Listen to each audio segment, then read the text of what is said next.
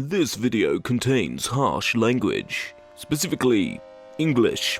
Warning: the following video contains opinions, and they could even be contrary to yours. Please remember that even in the heat of the moment, it's about opinion.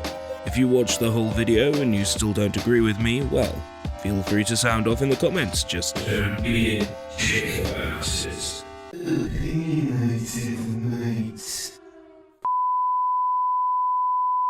No, you absolute morons.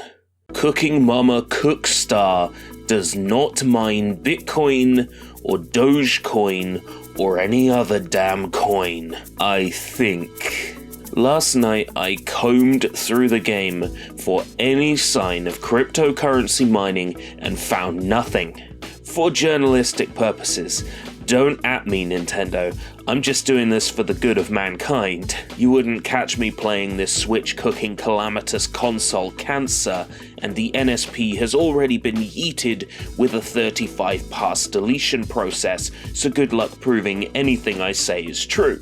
After decrypting the game using the Nintendo Switch's various decryption keys, kindly granted to me by a funky payload and some quick thinking, I had the NSP turned into NCAs, and then the game NCA extracted into glorious assets.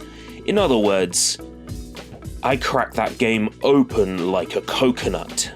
Cooking Mama Cookstar is a Unity game, so all the monoscripts and assets are easily viewable using an asset viewer, which I just so happen to have because I was trying to figure out the password in a Unity porn game to unlock a hidden Patreon feature, which was easily possible just by looking at the monoscripts. In other words, we can get a pretty good idea about the game's internals using an asset viewer. Poking through the game's files, I found no mention of any monoscripts or functions associated with any kind of cryptocurrency activity, not even anything referring to itself as blockchain at all. The only network functions I found in the app made no direct reference to DRM, though I suppose that can be baked into another NCA within the NSP file. The point I'm making is that, from a little bit beneath surface level, there is zero sign of cryptocurrency mining in Cooking Mama. But come on, you knew that. You thought that because 2020 has been the year from hell, with everyone staying inside due to Super SARS, you assumed there was just a smidgen of truth based on outdated articles from 2019 about blockchain DRM being added to a Cooking Mama game. You bastards will believe anything. It's not April 1st anymore.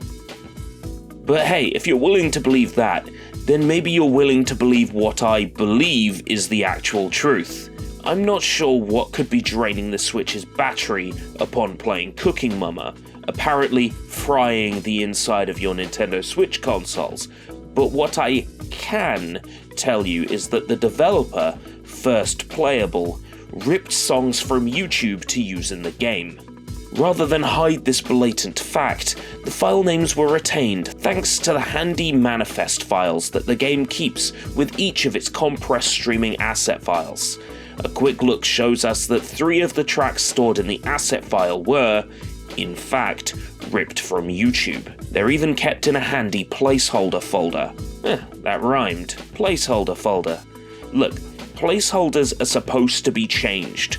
That's why they're called goddamn fucking placeholders. And 2, aspiring game devs might want to learn a lesson from Cooking Mama Cookstar and rename your placeholder assets to names that won't get your game pulled from the eShop.